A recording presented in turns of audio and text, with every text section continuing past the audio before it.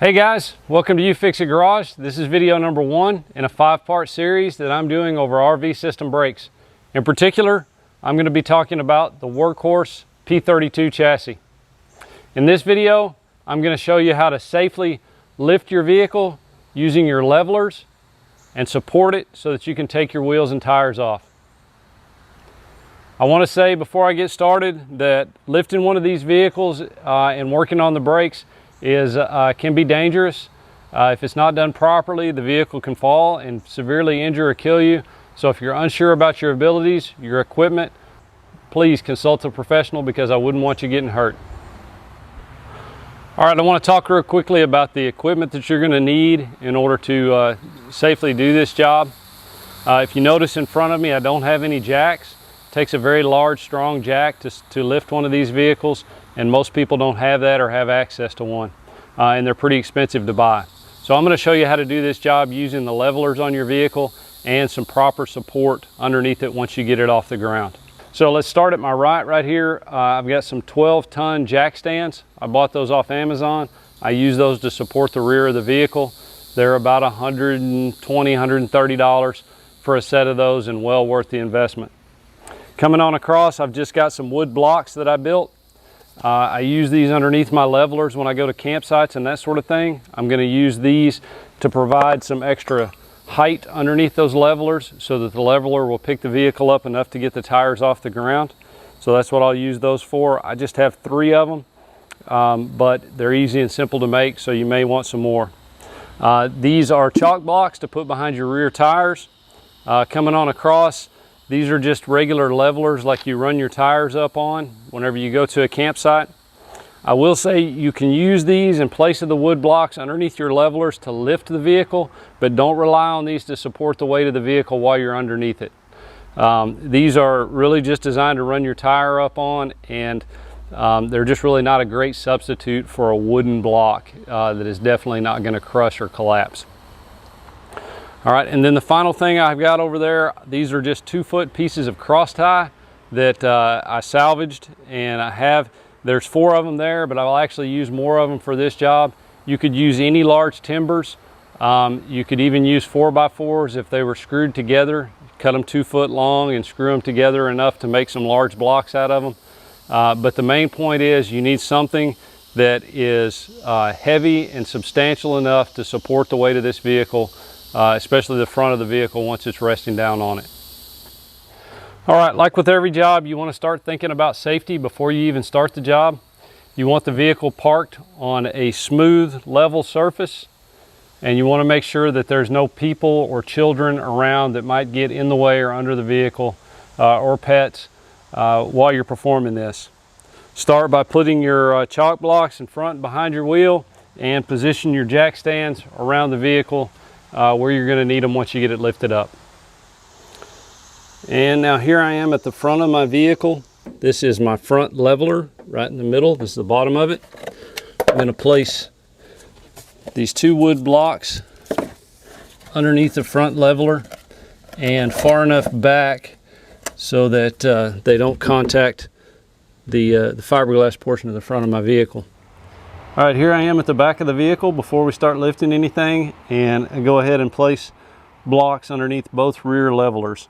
These are just those 2-foot pieces of cross tie, and they're directly underneath both rear levelers. Now that all 3 of the levelers have blocks underneath them, you come inside, turn on your leveling system, and we're going to extend the front leveler first. So I'm just going to keep extending this front leveler until the front tires are off the ground. Okay, there you can see that leveler pick that front tire up easy as could be just with the 1 leveler on the front.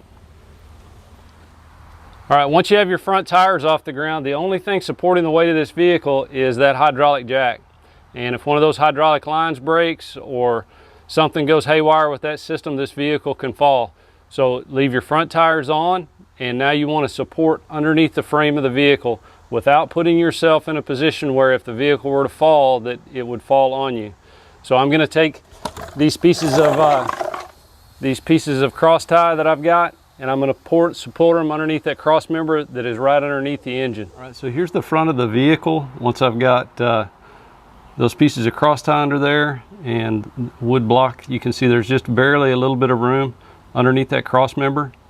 And so now what I'm going to do is I'm going to relieve the pressure on that jack and completely retract the front jack before we start lifting with the back. So that will make the pivot point right there on that cross member once the rear starts lifting.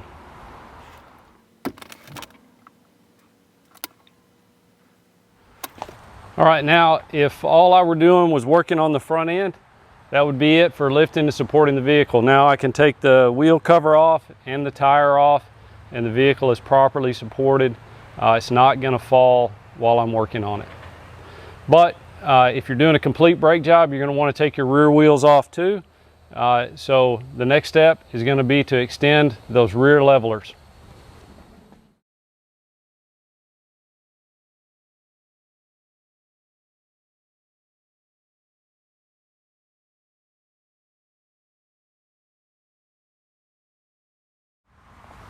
All right, and there we go. Both rear tires are off the ground.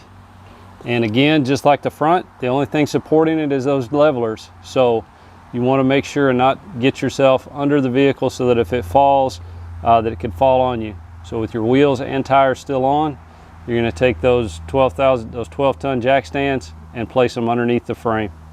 All right, here I've got the jack stands in place under the frame, and I've got the levelers down. Now once your jack stands are in place, you can relieve some of the pressure off your levelers, set it down on the jack stands, but leave your rear levelers down in contact just as an extra safety support while you're working on the rear of the vehicle. Be careful about extending this portion of your jack stand too high. I've got those very high, but there's still enough engaged here to support the vehicle, but be careful about that. You may have to move your jack stands to a different spot or just put them underneath the axle, but be careful about your brake lines so that you don't damage your brake line. So there you go, guys. That has got this entire RV up off the ground. All of the weight is off of the suspension in case you need to do some suspension work. And you can take your wheels and tires off and safely work on the vehicle with it supported. To lower the vehicle back down, it's the opposite process of lifting it up. You're going to take the leveler, the jack stands out from underneath the back first, lower both your rear levelers together so that you keep the vehicle straight and not sideways. Once the rear of the tires are on the ground in the rear, you're going to re-extend that front leveler enough to raise the front of the vehicle off of those leveling blocks, pull your blocks out from underneath it, and then set the front of the vehicle down. I hope this video was helpful to you. If it was, please like and subscribe. Remember, there's 4 more videos in this series. Please check them out. I hope that they help you and make your vehicle a little bit safer. It's hot as hell out here.